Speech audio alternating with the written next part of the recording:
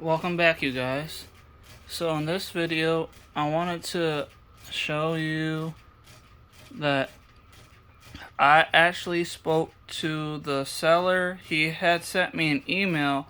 So in the first video I was talking about how I was having a problem with this servo 16 channel servo motor controller, and I still have the three servo motors connected to D1, 2, and 3, or ID 1, 2, and 3. So he told me that he watched the video and that he had sent me the wrong file to actually use for the servo motor controller. So the first one I was showing, it was called servo bus controller or something like that. And he had told me that he had sent me the version that he wanted me to use now. He said I had the wrong one. So this one over here is called the LOBot or LOBot servo motor controller version 2.1. Yeah, I don't know how well you guys can see, but I'm going to try to get it closer here. So that is the version that I have right now. And you can see that it does look different from the first video, because the first one had orange. There was orange little icons, and this one has blue ones. And this one has 31 servos, but 0 is the first one basically, and then 31 would be 32 basically for if you had a 32 channel servo motor controller. But so right now what I'm going to do is show you that it's still having the same issue. So I may have to actually replace this motor controller because I'm still having the same issue going on. And I'm sorry, I'm just trying to make sure everything's looking where you guys can see everything. So this white servo piece that I have on here, that is digital or ID1, I believe. So it does move a little bit, just like how it did on the first program that I had downloaded, the servo bus one. But you'll see that once I get it connected, all I gotta do is just hit the power switch on the servo motor controller. It's gonna flash red and blue. There it goes. And now you can see green on the program that it's showing over here. If I could just, there we go. So over here is green, and this is D1 over here, and hitting the slider on it back and forth should be able to move this servo right here. So let me do that. And then I'm going to be doing it back and forth a lot to see if it'll stall out like it did on the first video. So I'm going to go back and forth, back and forth. And now it stalled out again. And every time I do that, it flashes a blue light, and then it won't let me move it. See, like right now I'm trying to go back and forth, and it's still giving me that issue. So I think maybe either the servo motor controller is somewhat buggy or damaged. But the only way I can get the servo to move again is if I shut it off, and then it's gonna show red on the program. So right there, now it's red and it's off. So now if I turn it back on, it's gonna show green. There it goes. And then the light is blue, and we still have it flashing a little bit. So now I'm gonna do servo motor ID2, and that one is moving a little bit back and forth, but now it's stalled out again, and I can't get it to move. I'm going back and forth. You can see right over there, back and forth, and it's still not moving.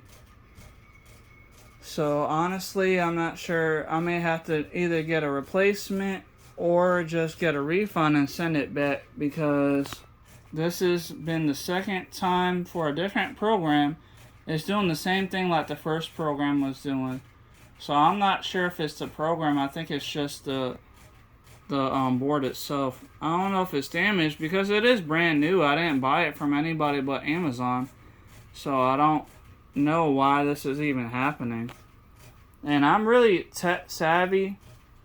So like it's weird that I don't know what would be the issue. So I just shut it off and I'm going to turn it back on, and then I'm going to see if I can get this servo right here. This is the ID3. So I just turn it on. There we go. So servo motor 2 moved a little bit because I just turned it back on, so it's going back to the basically like the 0 position it was at. So now ID3 on the slider, it moved a lot,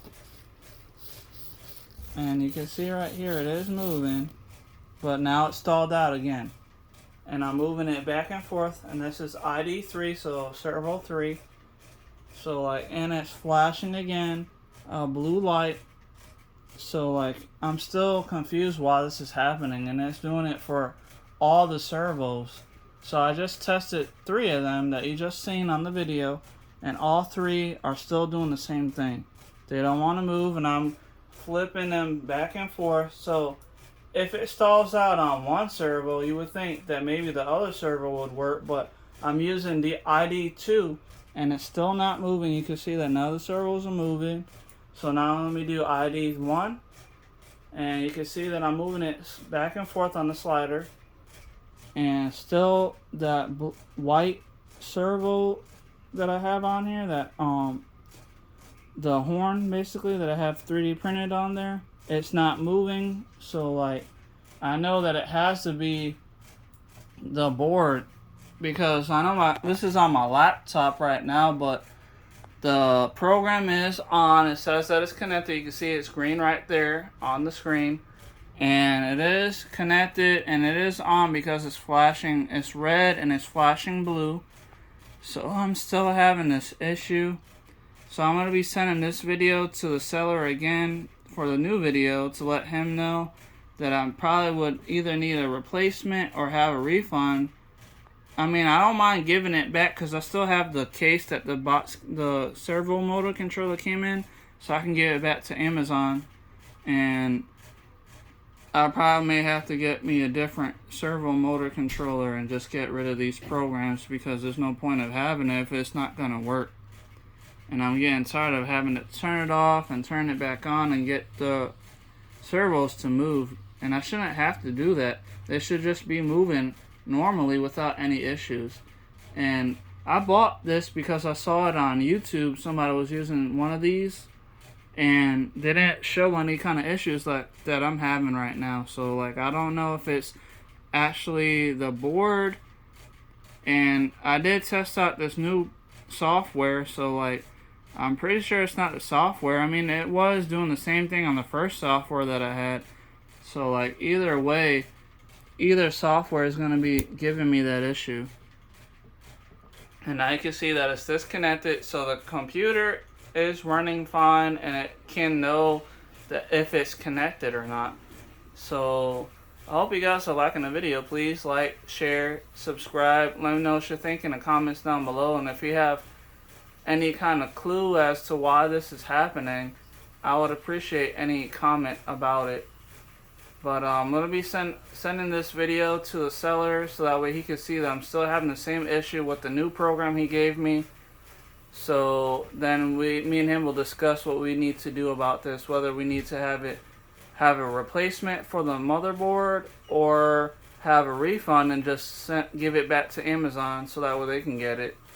Because obviously I'm not going to be able to use it, so I'm going to have to get me a new motherboard or a new system that can use servo motors.